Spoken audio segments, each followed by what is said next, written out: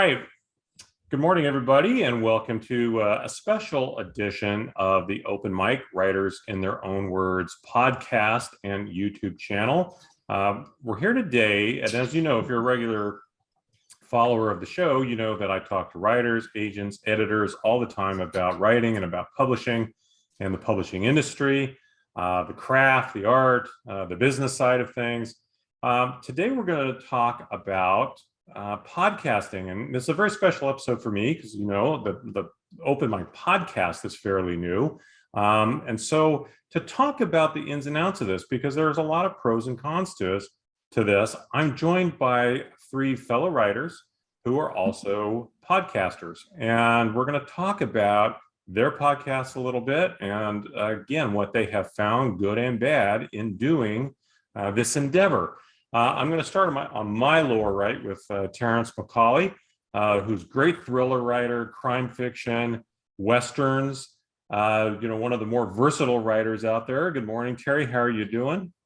Good morning, Al. Thanks for having me on. Absolutely. And then Lisa Nikolits, who was my very first Open Mic YouTube channel guest, one of the really great I always hesitate on how to describe your writing, Lisa, because you're very eclectic. I call it thrillers. There's some fantasy. There's humor. You're just one of the really fun, eclectic writers I know. Lisa Nikolits, how are you doing this morning? I'm very well, Rich. Thank you for having me. And thank you for your support and encouragement over the years, because as you say, I do write extremely diverse kinds of books, and sometimes that's not the easiest thing to do in the world, because people have expectations, or they want sort of one sort of thing from you. So you've always been really great, in supporting my voice. So I thank you for that very much. Oh, you're welcome. Believe me, the pleasure's all mine. And the pleasure is also mine, and I thank you for introducing me to James Fisher, who runs the TMR podcast, which is a little similar to what I do on the Open Mic, in that you interview authors, but you also do book reviews and very interesting stuff. All of you do very, very interesting stuff.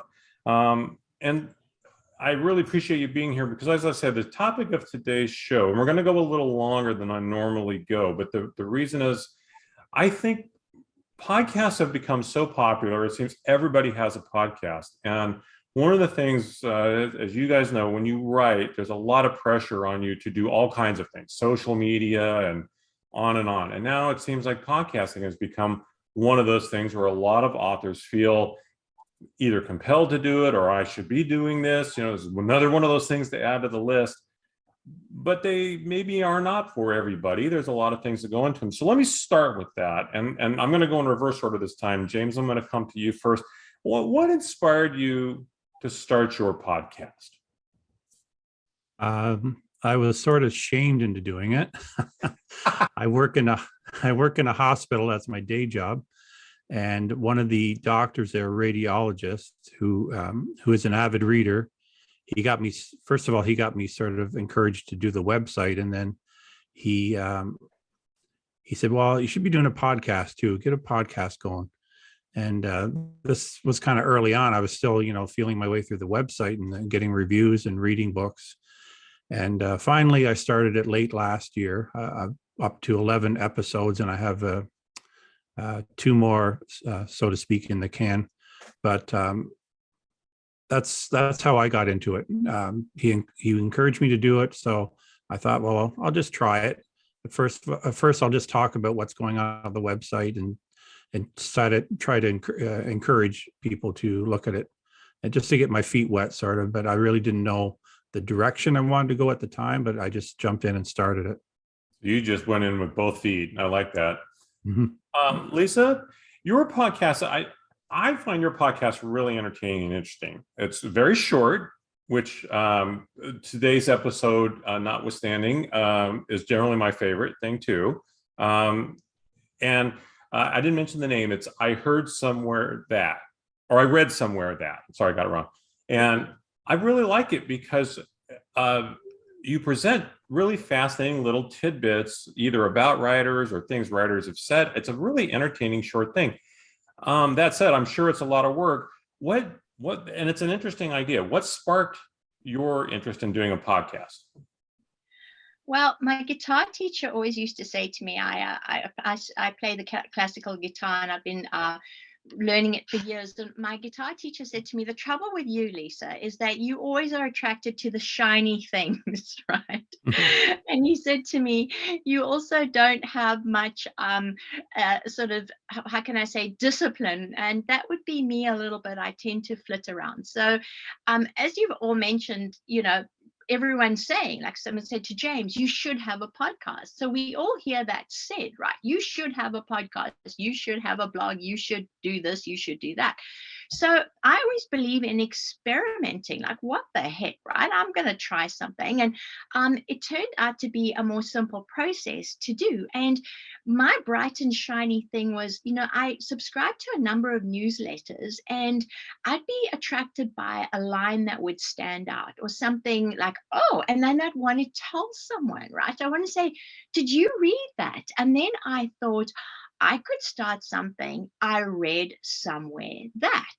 And I wasn't exactly sure like what it was going to be. Was it going to be a blog? Was it going to be an Instagram post? Was it going to be a website? Was it going to be a podcast? So then in the end, I ended up doing all of them. So that's kind of how the idea came about. So yeah, there are an awful lot of these options to choose from. Terry, as I mentioned, you're incredibly versatile as well. You might be the only person I know. What you're writing reminds me of a little bit, and I'm really not blowing smoke at you.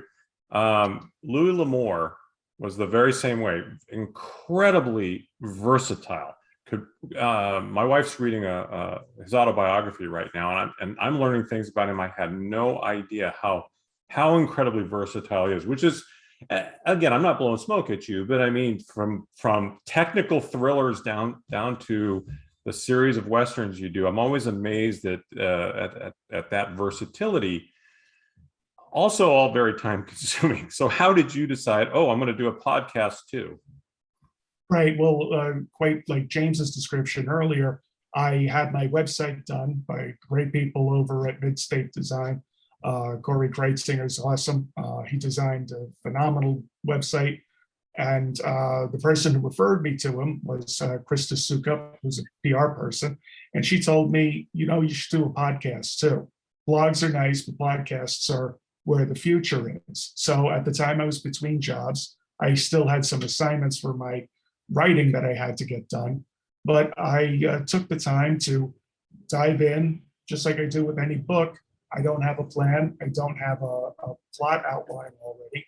So I just decided I had the mic, I had the equipment, I got familiar with the software. Let's launch this thing and see where it goes. It was, I quickly learned that doing a podcast requires a little bit more preparation than that. Everything from the technical aspect to getting the mic right.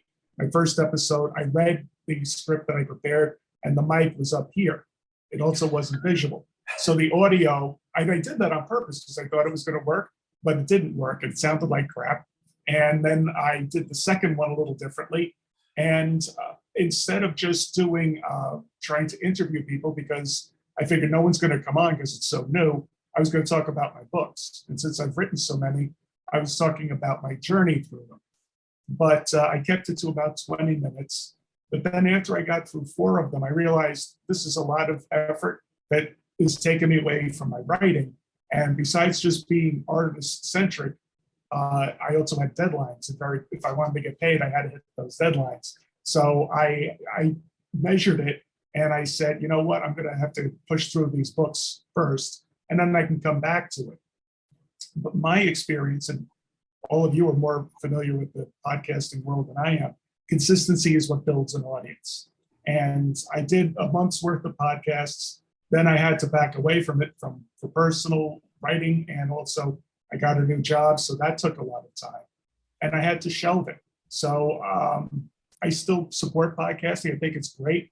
I think it could be good for me. But right now I'm thinking about other ways I can do it, like maybe visually and having more graphics and keeping it shorter. But that was my experience with podcasting. It's really interesting hearing all of this stuff, because I know, again, and I didn't tell you mine, my thing started out, of course, as a blog, which James, you haven't, but of course, Lisa and Terrence have both have been in my blogs. I think you're also both in my book. And I started it because I've been a reporter for a very long time. So of course I work in nonfiction, but all my other stuff has generally been fiction. But I had the idea for a nonfiction book that I wanted to write. And of course, when you do that, it's all about platform and all this stuff. So I put a lot of effort into platform building, right? And part of it was starting this blog. Well, I quickly found I don't have time to do all that stuff. So I decided I like it, but I don't want to just give it up. So I thought, well, I love talking to authors. I love talking to creative people. It gives me something that I can't really get anywhere else. I mean, I'm married to an engineer, and I don't get a whole lot of creativity coming in that area, right? So I said, I'm gonna do this, and it's just going to be for fun. I'm not going to care about the platform building thing anymore, right? Well, that was in 2014 or 15, and I've been doing it ever since. The blog started, and I just found, even though it was a lot of work, I loved it. I absolutely loved doing it. So it's been in the last year that I thought, well, okay, again, the technology is moving forward. I never wanted to do some of these other things, but it's like, okay, the blog is not probably your best way to reach people anymore. Let's try these new platforms. And so that's how I got here. And I went first to YouTube, and then I only started the podcast a few months ago. And what I've done, of course, is some of my back catalog got converted into podcast and has moved up, and now everything is dual, like today, where it'll be both visual and podcast. I do work off a script I do another podcast for my job that I work completely off a script for. I am never scripted when I'm talking to authors and writers. And I don't know, it maybe would be better, I don't know, but I really like to keep this very casual and very intimate, for lack of a better word, because I like to think we're all creatives, right? That's the reason you're here. So that's my little story, and that's how I chose my format. And I was going to ask you about format, but let me ask you. Let me go ahead and go ahead and ask that question, because James, like I noted before, maybe before we went on, you do both interviews and book reviews. Was that conscious right from the beginning? You wanted to have that mix of content? You mean on the podcast or the website? Well, both. I mean, okay. How intertwined are they in terms of how you put out the content that becomes your podcast? Is the podcast only the interviews? Well, it's heading in that direction, Rich. Yeah, I find most people are interested in hearing others, not so much me. I got the face for radio. I don't have the voice. So let them do the talking. And I find the interest levels there when you talk to other people. And like you said, I keep it casual. I don't script it. I just, have a few facts. I look into if I haven't reviewed their books, I look into their books, so I know a little bit about them, but generally just let the conversation go, just like we're talking over coffee or something like that. And it really goes well, and I'm getting good feedback from that. Yeah, I like that. And Lisa, yours is just you, but I love the fact that it's not just you pontificating. As you noted, you're bringing in this information from others. And I find that really fascinating. Is that the format you think you'll stay with as you go forward on this? I tend to be very open to ideas. For example, I read Linwood Barclay's latest book, and he got a really great blurb from Stephen King. And Linwood Barclay is a great guy, and he's really generous with his time. And so I sent him a bunch of questions, and I said to him, Linwood, I really lack the technical ability to interview you on the actual podcast. So if you wouldn't mind answering my questions, and then I'll just read them, because I keep my tech aspect really low. And he was marvelous about that. So I'm really very open to what I have on the podcast. For example, I know I'm going to want to be chatting to Terry Favreau, who has a new book coming out called The Sister Sputnik. And I really want to be chatting to her about that. Again, it'll probably be in the form of me sending her questions, just because like I haven't really, unless I meet her over coffee, because COVID seems to be lessening and we could actually record it together that way. In terms of timing, I try to keep it 7 minutes or less, because I really feel like people are so slammed for time. And so I really wanted it to be a quick hit of something fascinating and entertaining. And I really, I try and seize upon what resonates with my heart at that time. And sometimes things really seem timely, and then I'll just, seize upon that shiny thing. But to me, the format of it, I'm really open to suggestion and to moving. And in the beginning, I planned on doing it once a week, and it was scripted and I was very organized. And I also wanted to post it on YouTube because I felt that would get a better audience. To that end, I really wanted to develop the artwork that had, when you see the voice sort of nodule things going up and down, I thought that was super fancy. And so I spent a lot of time working on After Effects because I'm really quite well versed on Creative Suite. And so you'd think Adobe After Effects would be easy. But creating that tonal thing was immensely difficult. So I ditched that idea. And James and I were even working together because I was going to be posting my podcast on the Miramichi Reader because, I really am such a great fan. But then I said to him, James, I just can't keep up with this, much like Terrence, the writing came in the way. I have a new book and stuff like that. So I found that I have to be more fluid. Than I planned to be. I did start off trying to be quite disciplined. And, to Terrence's point, I found that developing the Instagram site of I Read Somewhere That has actually been more successful perhaps than the podcast itself. What I do is I post a snippet of what it's about. And maybe it's because there's a visual aspect.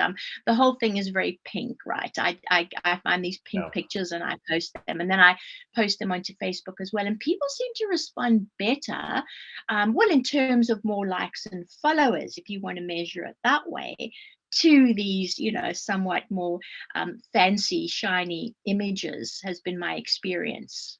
We are a visual species, and more so than I think than ever in our history, because clearly we have more of it available to us. Terry, I'll ask you the same question. I know you said your format where you were talking about your books. Did you think more about that as you went on, and did you ever consider adding any other elements to it? Oh, sure, I did. Yeah, I mean, when after the first one, I was completely exhausted, and it was only about 20-25 minutes. And I thought, again, having no experience in it, I thought talking was going to be easy, especially when it was about something about my career or the choices I made to write various genres. But it wound up being a lot more tiring than expected. Then there's the hours of editing and formatting and making sure everything fits. So that was a good wake-up call for me, and it made me appreciate the medium better. When I started doing the podcast, I said I did have a plan where I was going to talk about my overall approach to writing first, and then take each series that I had written and discuss them book by book. And I didn't want it to sound like pontificating, but I started to think that it was, because when I'm just talking about the same thing without anybody's additional input, it was starting to feel a little flat. So that was another reason, on top of all of my deadlines, where I said, maybe I should give this a rest, come up with a new idea, and then come back to it later. So now I would, if I do it again, and I'm leaning toward doing that, it would be more of a visual medium like this, some more graphics, about 10 minutes or so. And then hopefully it'll become popular enough that I'll be able to get great guests on, because that's the ultimate goal for me. Is the podcast was never just about me to sell books. It was about me to explain why I've written as much as I have and how I did it. And if I did it, so could you. That's what the ultimate goal was and is. Well, and so you just touched on something, and I'll go back a little bit before I pursue that angle. But again, for myself, James, I'm with you. I definitely have a face built for radio.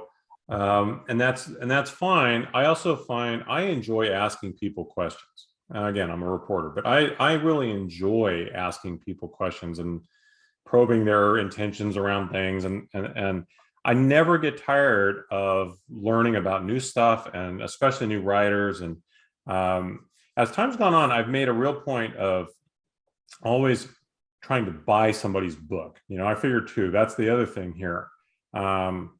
It's like my own little code of honor. Everyone wants to offer me a book, and I've definitely taken them in the past, and I love that. But these days, I try to buy the book, right? Usually, I'll buy it before I even ask them to be on the show, just because that's like I already got whatever, at least one, right?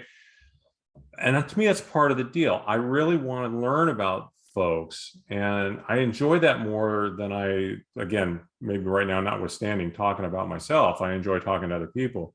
But I wanted to ask, I'm going to come back to that. Let me ask you about the physical investments here. Okay. James, I think you said you had all the equipment. Maybe Terry, you did too. I didn't. I went out and I bought a really good microphone and a pop filter. But I've thought, we just relocated, and so I'm in this huge room, whereas my office used to be small and with carpet, and now I'm in this huge room with wood floors and all this stuff, and so I feel like I'm fighting a constant battle to keep, echo down and all that kind of stuff. And so I wonder, what kind of space do you create for yourself? I don't like headsets, so again, I'm using a Blue Snowball if anyone cares. It's a great microphone for a very affordable price. But James, what do you use? What kind of equipment setup do you have for when you're recording your shows? Well, I went out and bought everything because I'd had nothing. So I think the first podcast, when I look back on, it's kind of cringeworthy now because I was just using the built-in microphone on my monitor, and the sound was kind of distant and crappy. So I knew if I was going to move forward with this, I was going to have to invest in a good boom mic with a pop filter, like you said. And I did. I got it through Amazon. I read the reviews and went with the most, midline affordable mic, because I wasn't diving in full time. But I didn't think so at the time. But and I also have headset to use it more for editing, so I can hear clips better. But I got the boom mic. As for platform, I went with Lisa's idea. She was with Anchor FM.fm, and it's totally free, and it's dead simple to use. It's drag and drop. You can move your bumpers around and add music and things like that, and just it uploads everything for you, and it manages everything, and you get analytics. And it's perfect, and it's worked out great. And it's just part of Spotify as well, so you're automatically on Spotify for podcasts. I really quickly, before I can, I want to go back to something Terry said. I remembered my point, which was you mentioned visuals. So way I handled that, James, is I finally got smart and I hired a kid. One of my colleagues' sons is a tech wizard, so I hired him to do. Again, the musical bumpers, the visuals, and we went back and forth a lot on choosing the image we wanted and the music. I did all of that, but I have just found I'm a technical doofus. I mean, there's a lot of things I can do in this world that managing electronics and computer stuff, no. So I got smart. I just had him do it, and he's just getting his business off the ground, so he's affordable and all that stuff. His name is Alex Case. If anybody wants to know, he's fabulous and he's easy to work with. But that's how I handled that. I did all the reviews and stuff on my equipment, but boy, when it came to the other stuff, but it has made such a difference having lead-in music. Again, when you guys see and hear the final product of this, you'll see what I'm talking about. It's very, very different. But anyway, Lisa, I'll ask you the same question. What kind of investment? Because I think a lot of people think about a podcast, they go, "Oh my God, I'm going to have to drop $5,000 and build a studio." And clearly we don't do that. What was it like for you? Well, it was really very simple. Basically, I use my phone.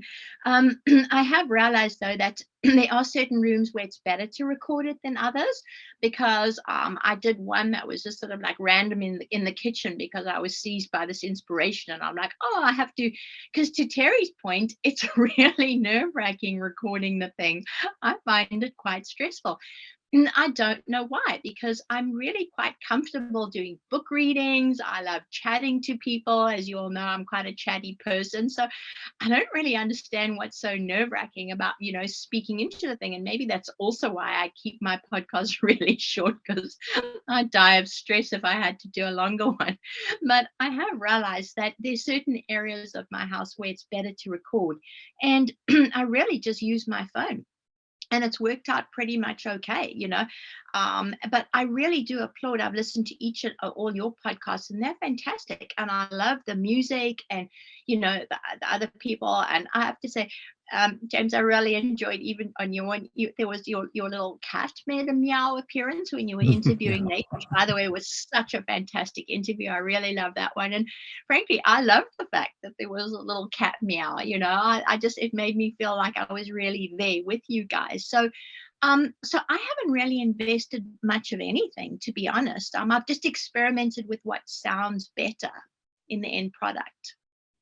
Well, I have to tell one very quick story. So I also do a work podcast, and because we're all still working at home here, and so my wife's office is that way, my daughter's office is that way. We have a new puppy who is 6 months old, along with our older dog, and we trade them around depending on who has to be on a call.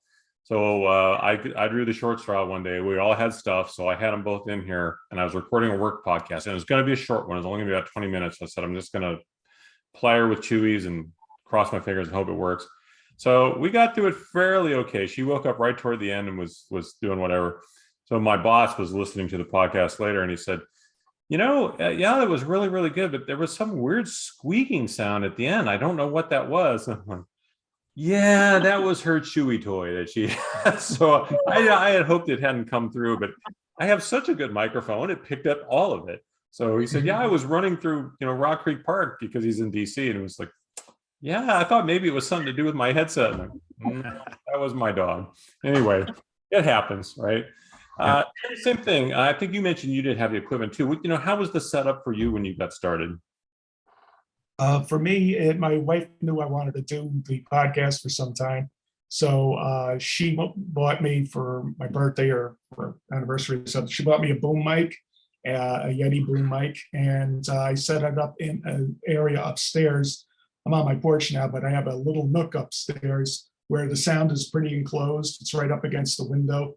And we also have a buffer, one of those folder things that you can unfold, and it absorbs the sound going forward. So I had that set up there. I used GarageBand, and I went on Premouse, and I downloaded, I don't know if that's how you say it, but I downloaded music that I thought was good for all three genres. And then I would do the podcast, and then I would put the bumpers in at the end and at the back and in the beginning. And it was great, but I also realized it was taking an awful lot of time away from me reaching my deadlines. So I enjoyed the process for what it was, but then I started feeling guilty that I'm not doing what I need to do to live up to my deadlines. And thankfully, I found a way to do both for a while, but then I got much busier and it became difficult. And the podcast, unfortunately, has suffered. Yeah, I mean, life is all about choices, isn't it? And it just sometimes that's really frustrating. But that's a nice segue into. I wanted to ask about the challenges of this, and we've been talking about various aspects of this. But of course, there's so many things that go into doing something well. If you do something well, you have to care about it, and when you care about it, then there's a lot of elements that go into realizing the thing you want. What has been the biggest challenge for you guys? Has it been the marketing? Has it been creating the time? Has it been something else? The creative spark? And I'll go in reverse order this time. Terry, I'll start with you. What was it? Just the time that it was taking away from your writing? Was that the biggest challenge here for you? For me, it was. I enjoy learning new things. And even though I'm not an expert on a lot of technical stuff, I do like taking the time and getting to know stuff. But for graphics, for example, I know Photoshop is phenomenal. I know it's gotten a lot easier to use over the years. But me, I still use PowerPoint. And PowerPoint has quietly become so easy to use, and they have so many good graphic abilities on there that if you're in a hurry, you could really do some great graphics on there. So with that in mind, that's why I use GarageBand, because are there better services, better software out there? Yeah, but GarageBand is something I understand. It might not be as efficient, but for me, the flatter the learning curve, the better it's going to be for me in terms of time, so I can get back to my books and meet my deadlines. So that's how I approach podcasting when I did it before. If I do it again, I think it'll take a little bit more time than before, because I plan on making it more visual medium. So that means I'll have to learn how to use YouTube Editor, include graphics, nothing too fancy, but still something to keep people watching for 10 minutes. Sure. So that's going to be another challenge as well, but it's one I look forward to when things quiet down a little bit. Well, Lisa, how about for you? You and I've talked about a few different challenges. What has been one of the bigger challenge for you think, in doing all this? Well, I think, as we mentioned earlier, like, one of the key to successes with a podcast is consistency in getting it out there. And, I was really very determined to do this thing with regularity, but I was disappointed in myself that I didn't manage to do it with the regularity that I wanted to. And I guess there was a sense where I kind of felt that I had failed, because I like to, if I say I'm going to do something, then I generally do it. But I think as well, like in the world of social media, we have to be more forgiving of ourselves. And I also think people are more forgiving of us. For example, if I suddenly decide, well, now I'm going to write a blog, or people don't really care that much. Like, well, because at first I was like, well, she said she was going to do this every week. And then I was like, oh my goodness. And now I'm not going to do it every week. And everyone's going to think I failed. And I just felt so dreadful. And I apologized to my publisher, and, because I'd said I was going to do it. And I think the biggest challenge was probably forgiving myself for the fact that it didn't turn out quite the way that I thought it was going to. And, I think that we live in a world where also the expectation is of instant success. We are told that do a podcast or do a thing. And then, somehow, because even this young friend of mine who set me up with this thing, or sort of introduced me to the concept, he was like, you can monetize it. He's kind of like the horse was sort of, like running the race before we had even left the stable with him. And I thought he was being sort of somewhat over optimistic about his expectations. And so I think with all things social media, it's very important to temper one's expectations. And my expectations are, I like talking to people. So basically, I've narrowed down, and this for me was a challenge, so what are your expectations? What do you hope to achieve from that? Well,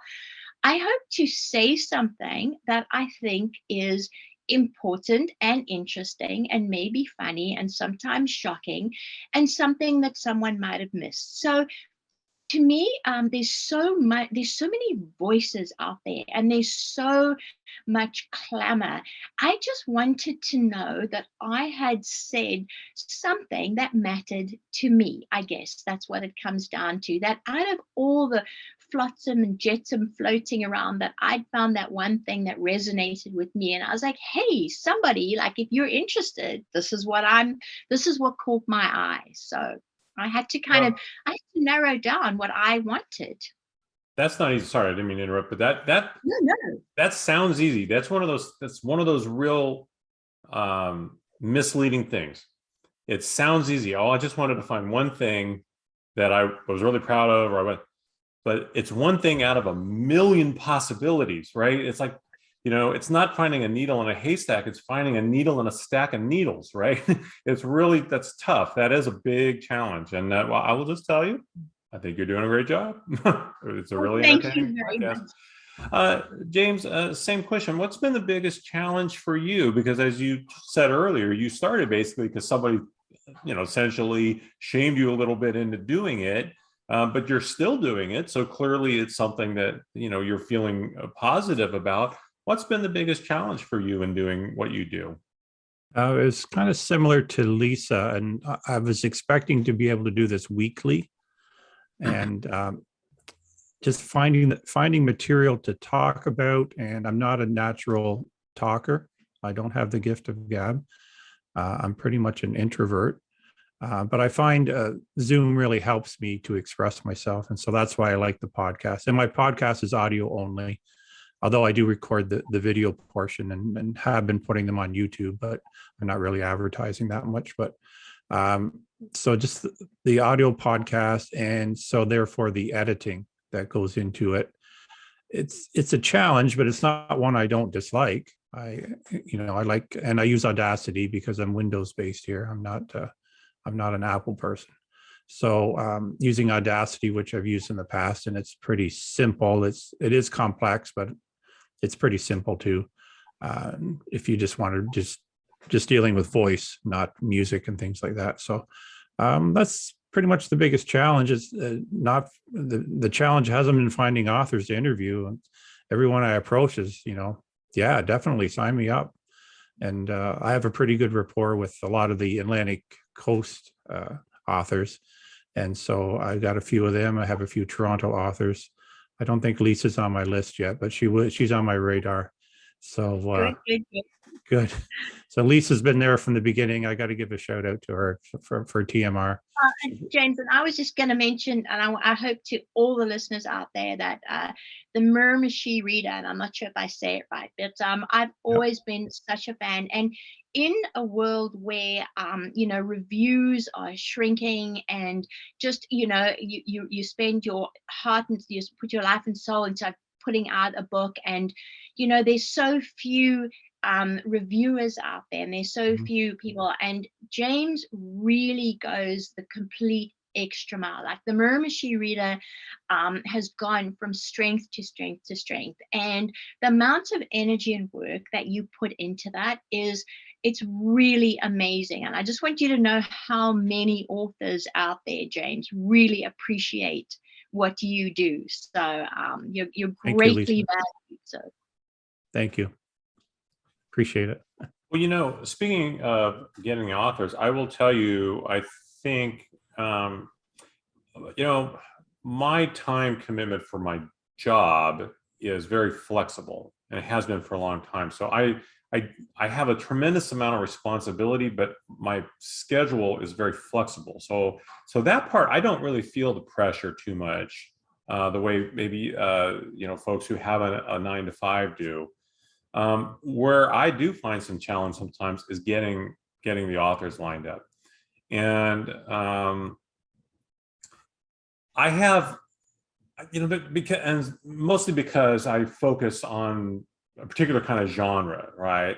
I have a friend who does another podcast like this, and almost every author he's been a reporter at a much higher level than I am for a very long time. And he's now also a biographer. In fact, one of his books has just been turned into a Showtime or HBO series about the mid-'80s Lakers. It's debuting here this very soon. Jeff Pearlman is a buddy of mine. Anyway, long story, not the name drop. Long story short, the mystery and thrillers is my focus, so it narrows it down a little bit. And I think I've been pretty successful, but it does take a lot of work to get folks lined up.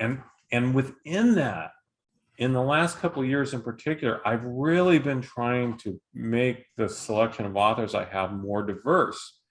And that has been surprisingly challenging, much more so than I thought it would be. And believe me, it is not for lack of trying. I have reached out to many, many authors. I will not name drop here, but many authors, of color in particular, trying to get them to come on the show. And I've had some success, but it's been limited, much more limited than I would like. And what and I'm going to keep trying, that part's been very frustrating. And honestly, too, I've had a lot of times where I've had people lined up and then they just didn't show up. Hmm. And That's just so, yeah, that's, I yeah, have to. yeah, that part. And I don't chase authors too much. I figured, look, and again, if someone's already on the NYT bestsellers list, maybe they don't feel they need to do my little podcast. Okay, but if you said you're going to do it, maybe you should. So that part, that's really frustrating. But that's a very small percentage of it. That part of it. But I am still trying to reach out to more authors, to read more of their stuff, so that I can come at it from a place of competence. I'm not just asking because I know your name. I'm asking because I've actually read your work. But that's time consuming too. I had, I'd love to have somebody like S.A. Cosby on, and I started reading his stuff, but I want to read it so I can say, hey, I read XYZ. Would you be interested? Things like that. That's where I find challenges. So we've talked around a little bit. So the marketing thing, man, the marketing. Nobody said the big challenge was marketing, but the big challenge for a lot of us is marketing, because it is hard. I'm not a huge social media person, but I do have a dedicated Facebook page for the open mic, and I don't have a dedicated Twitter account. And my Instagram, I have Twitter, and I'm on Instagram, but they're not dedicated to the open mic. I don't know. I probably should have those accounts. I don't. I don't know. I have talked to so many writers over the years who've told me, oh, they invested tons of money hiring a PR person. And that person probably even did their job. They got them on radio shows. They got them on blogs. They got them on the podcasts, maybe TV even, and they didn't sell any books for them. And so they maybe spent $4,000 or $5,000 on a PR person and got almost no benefit out of it. So to me, that makes me really question the whole marketing thing. I'll go back around this time. Terry, how I mean, again, you're a very eclectic writer, and you've got great cred, great history. How is the marketing for you, or how is the marketing for you with your podcast? Did you just find it was really a struggle to get people to know it was there? Yes, I did. Yeah, I tried making sure that I paid for being listed on all the major podcast platforms. I shared it on social media, Facebook and Twitter. I did what I could to make it as lively as possible. But in terms of marketing for that, it really didn't do much. And that's part of the effort too. Since I didn't feel like I was getting too much traction out of it, and I mean just clicks. I'm not even talking about sales of my books. I was never doing it for that. It'd be nice if it happened, but no, I was just trying to get people more familiar with me and why I write the way I do, in the hopes it would help them.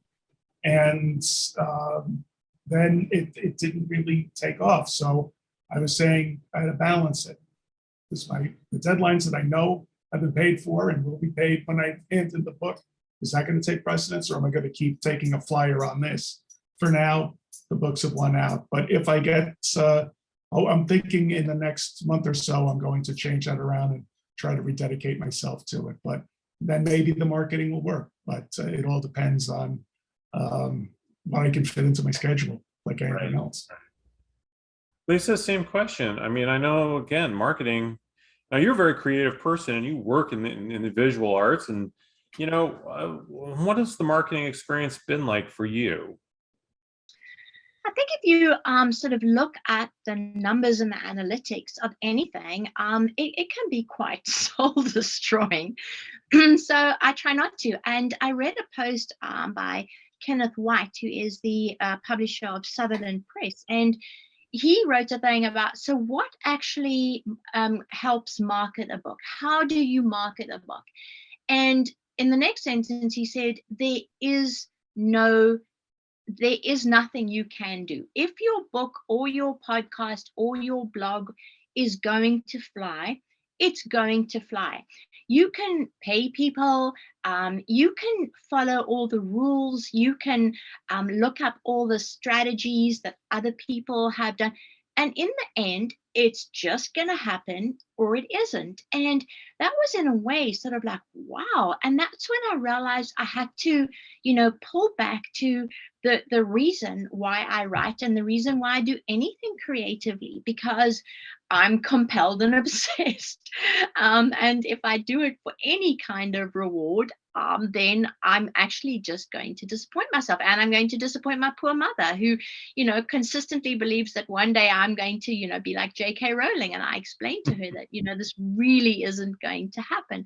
And, I think as well, that's why I appreciate, Rich, like what you do. And yes, I remember me saying to you, I'll post you a copy of my book. And you said, no, I'm going to buy it. And I was like, that is so amazing. Thank you. And you said to me, you put all this work into this book, the least I could do is buy it. And that really, really resonated with me. So yeah, I try not to see the bigger picture. I try just to keep my blinkered vision and, not look around too much. Yeah, James, I'll come to you in just one second. It makes me think, so for a long time, I was involved in a press organization here in town, where we gave scholarships to young writers, young reporters. And then, of course, doing this, I get people ask me all the time about their own writing. I'm thinking about doing this, thinking about doing that. And the thing I always tell them, and I think it applies here, and feel free to weigh in, know what it is you want out of it before you start. If you're only going to be happy, with a big 5 publishing deal and being on the NYT list, great. Do whatever it takes to get there. If that's the only way you'll find happiness out of this. If you just want to, if a indie press or a mid-level press or something along those lines is fine, and you just want to get a story out, that's great too. There's no wrong desire. You just have to know what it is and be honest with yourself. Not be honest with anyone else. You can lie all you want to anyone, I guess, but you can't really lie to yourself, right? So I think it's the same with the podcast. Yeah, would I like to have Joe Rogan's numbers? Sure, for a lot of reasons, but that's not going to happen. I'm not delusional, right? But I would like to see it have enough success that I feel, okay, this is a good use of my time, because as Terry noted, I'm not writing when I'm doing the pie. I could be writing right now, right? Could be doing that. There's valid reasons why I'm doing this here today, right now, right? And they're just as valid to me as the time I would be spending revising this chapter I'm working on. I'm getting something out of it that's really valuable. So that's, to your point, Lisa, I completely understand and relate to that. That's and I hope anyone listening to this takes that to heart too. James, how about you? Let me ask you that same question. Yeah, I'm not much into marketing other than, posting on social media. I don't have a separate accounts for the podcast. I include it with the Miramichi Reader newsletter, which goes out every Monday. When I do have a new podcast up, it's posted on my website as well. And I share it around Twitter, Instagram, and Facebook. So I'm not in it for the money. I've never been in it for the money. There is no money in this. All I'm getting is free books. Maybe I should start paying for them, especially Lisa. I was not criticizing anybody else. No. I was not. That's a good idea. And I do buy books too. I got to interrupt for 1 second, because okay, I want to give a shout out here to Terry, because I let Terry know I have an in-law in Wyoming who's a huge cowboy type, was going through some real struggles, and Terry sent him the complete catalog of his westerns and would not let me pay him. So wow. I don't want to act like I wasn't aware. You're a good guy, Terry. Oh no, I mean, as all of the writers will say, if you're in it for the right reasons, you're in it to help people. And if the stuff we write helps somebody in any way, then that's what it's all about. So yeah. No need to thank me, but I appreciate it. Thank you. Anyway, James, I apologize. I interrupted you, but please go on. That's okay. So I sort of feel like the middleman between the publishers and the writers. getting the word of the books out there. And if I can interview an author who's got a book coming out, that's great. And it's all for them. I'm not getting any financial kickback or anything from this. It's still fun to do all this, and when it stops being fun, I'll stop doing it. And right now I have the time to put out at least once a month, maybe twice a month, depending on how many interviews I get. I don't want them to get too stale sitting around, but yeah, it's been great. It's been fun so far. I mean, I've only got 11 episodes under my belt, so I'm fairly new at this, so I'm enjoying it. Well, which again leads to the next question, which was, are you happy with how your podcast has turned out? And by that I mean, are you happy with the structure, and does it feel like you're going to keep going with the setup that you have? Are there things that you think you want to do differently?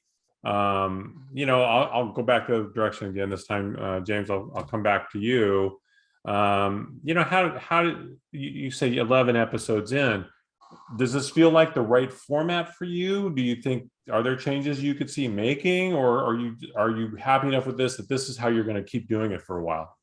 Yeah, right now I'm happy where it is and the level I'm at. I wish I had a tech guy like you to maybe polish it up a bit more, but again, the Anchor.fm platform is great for anyone starting out. I highly recommend it, and I plan on sticking with it for now, for the foreseeable future. Great. And I need to make a correction, because I'm pretty sure my hindbrain just alerted me of something. I think I said Alex Case. I don't know why I said it. It's Alex Peck is my tech guy. His dad was a radio guy here, or is a radio guy here in the area for a long time, who I've known forever. That's his radio name. Alex, I know you're going to hear this. You're going to roll your eyes and go, geez, that guy, I swear it's just a slip. That's what happens. You get old. I'm getting old. I'm having these, anyway. Lisa, let me ask you the same thing. We've talked a little bit already about your format and how you chose the time and everything, but how are you with that? Again, you're, as you know, and we're very similar in this regard. Yeah, you maybe tend to flit around a little bit, and ideas influence you, and you think, oh, that sounds good. That's a little shiny thing. Guilty as charged. Guilty as charged, man. I tell you, trying to keep my ADD personality in mind and not just run off and chase this, that. I get it. How is that for you with your format? Do you feel, no, I've actually found the one I'm sticking with, or do you see changes in your future? I think I've actually found something that really works for me. And it's kind of like, because in the beginning, I'd have a script that I would type up, and then I would get all tangled up reading my script. I'm like, how can you get tangled up reading your own script? But I did. So I decided to stop scripting things, and I decided to make things shorter. And so I think I found something that is really very comfortable for me. And I just want to say to James, like, your tech is great. Like, you've got music, you've got other people, introducing parts. So I think your take is fabulous. And also, you don't need to buy my books. People have bought my books because of your reviews. So let's just make, so thank you for that. So, I think that I started off and I've now settled into a good place. Like I had a really, I did a storyboard of what the podcast was going to be and how I was going to post something corresponding on the website. I had this whole thing mapped out. It didn't work out. But yeah, I think I'm pretty happy, like 4 to 7 minutes, something that I think is fun. Talk into my phone, not worry too much about, if I've stumbled over something, pop it on there, and then, that's my contribution. So.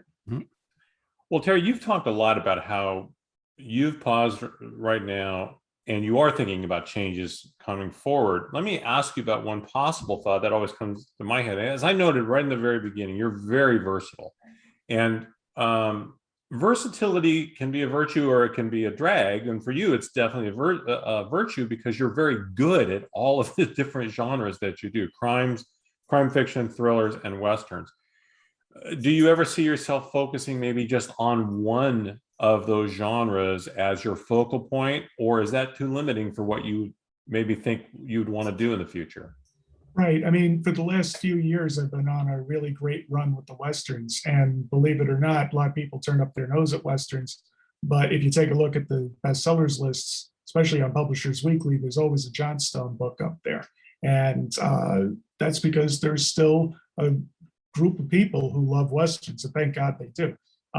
Because I have my own series, and then I also ghostwrite for some people.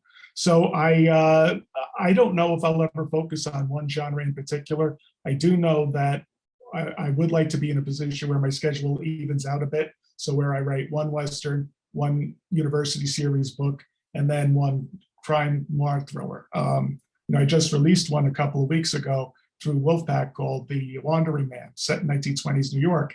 And it's like a lot of the other books that Wolfpack publishes, and it's a good book, but people see it and then they move on to something else. And I do enjoy doing it, and I'd love to be able to continue to be versatile, which is why I had my podcast be about my writing. It wasn't an ego trip. It was about, this is why I do it, and this is why you should write, because if I could find several niches for myself, so can you, and you can derive a certain amount of fulfillment from it. So, for me, for my podcast, I'm thinking maybe I do have to go more visual, maybe make it shorter to 10 minutes or 9 minutes, and then go on to interview people once I establish an audience. So I come on your show here today without having a defined idea, but I think that's good for people to realize you don't have everything planned right from the beginning, and it's good to consider new options. I agree. And I think, for myself, I think the theme that's been constant from my blog through today is I like to ask writers how they do what they do. So, all of you, I've asked all of you, like, what's your writing schedule like? And, do you start from plot or from characters? And, I don't think those questions ever get old for me. And because the answer is always different, and every writer has their own reasons for why they do what they do. And their own way of doing it. And sometimes I find they're fascinating. I interviewed R.L. Stine for the blog a few years ago. And of course, of the Goosebumps series and all that stuff. And he told me, and I've never forgotten, I've told this story to a lot of writers over the years, because I just find it fascinating, because we get hung up on word counts and things like that. And he told me, I write 2,000 words a day, not 1,999 and not 2001. I write 2,000 words a day. When I hit 2,000, I stop. And mid-sentence doesn't matter. And then I'm done. I'm done for the day. And I come back, I pick it up the next day, and I write 2,000 more. He goes, I'm boring. I don't take vacations. I thought, that's fascinating information to me. And I love that, getting those little nuggets so much, right? And it's all different. I love the fact that you don't want to write in one genre. Right? Because the industry, the one thing everybody knows if you've been in this industry is that they try to pigeonhole you. If you have some success selling in one thing, they want to know, where's the sequel? Where's the next sequel? Where's the next sequel? That's why I really admire, Terry and Lisa a lot, because you write very different things. No two books are really the same, and yet they're all such great quality. And you're so prolific. It kills me. I've been working on this damn Mystery Mine for 5 years now. It's killing me. It's literally killing me. But I'm gonna go on. See, I'm going on the presumption someday it'll all be worth it, right? It will be. It most certainly will be. Yes. I'm gonna hold on to that. Well, that's gonna be my last question here, because I want to take all this in context, all these things we've talked about, and just ask very simply, and I'll start with you, Terry. Has it been worth it? Not the writing, not the books, the podcast.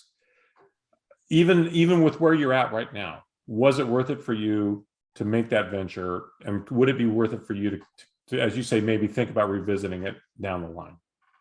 It was definitely worth it, because I did learn an awful lot about how to do something like this. It's a different expression of creativity. It taught me how to learn about a new bit of software and how podcasting works. I got some technical skills out of it. I never thought I would be an audio editor, and I enjoyed that part of it, believe it or not.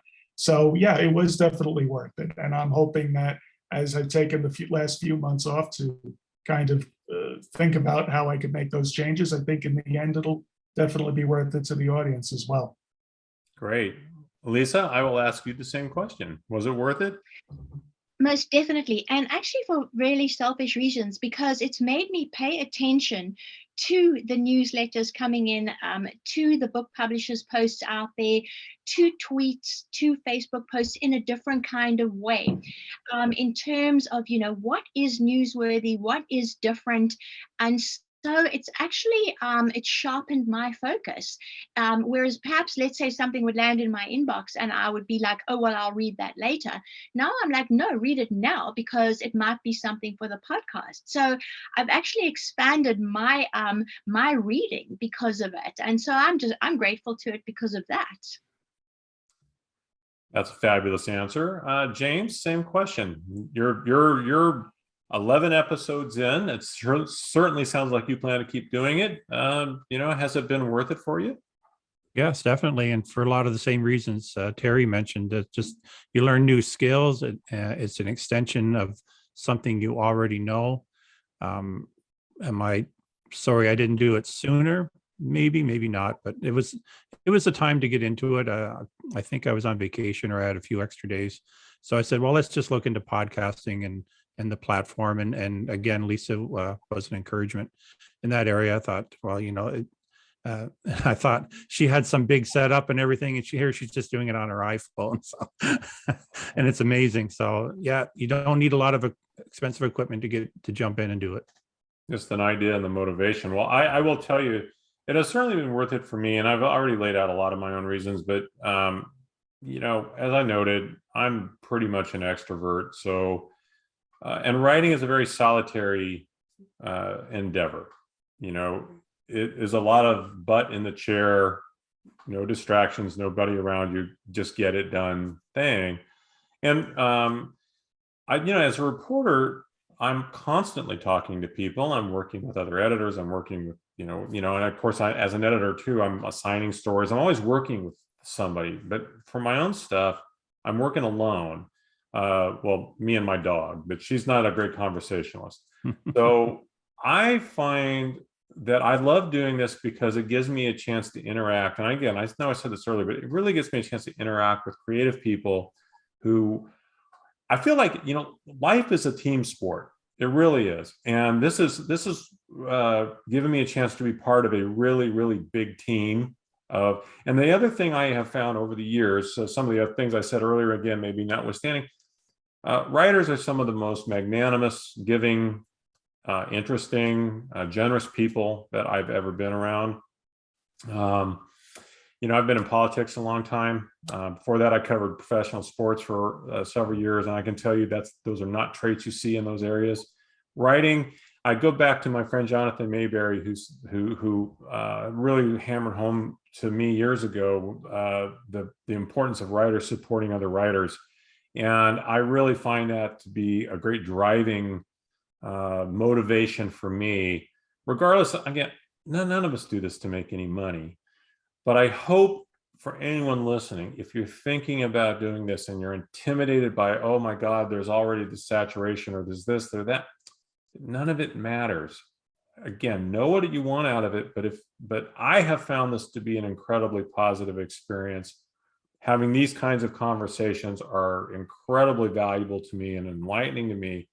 And I thank all three of you today for joining us for this. I am going to wrap this up because, as I've noted, if you let me talk, I'll just keep going forever. So I'll self-edit and say, James Fisher, Lisa Nikolits, Terrence McCauley, you guys are all fabulous. I'm Terry. I'm really looking forward to your revised show whenever it's out there. Please let us know when it's back up and running. Lisa, I'm a subscriber. I'll be listening to every new episode. You can count on at least one download. I'll be there. James, I've loved discovering your work. Again, you got a whole group of writers that I maybe wasn't familiar with before. That's fabulous. And Lisa, thank you for the connection. For everybody out there, this has been a special edition of the Open Mic Writers in Their Own Words podcast. We've, of course, talking all day today about podcasting. Join me again sometime very soon as next week, where I'll be talking to another writer about their individual work and publishing in the industry, et cetera, et cetera. And then go ahead and hit subscribe Hey, on all of them, YouTube podcasts. I'm on all the major podcasters right now, Spotify, Amazon, iHeart, Google, all of them. So shouldn't be hard to find. Join me again next time. I'm Rich Ehisen. This has been the Open Mic, Writers in Their Own Words. Have a great day. Everybody be safe, and most of all, be kind.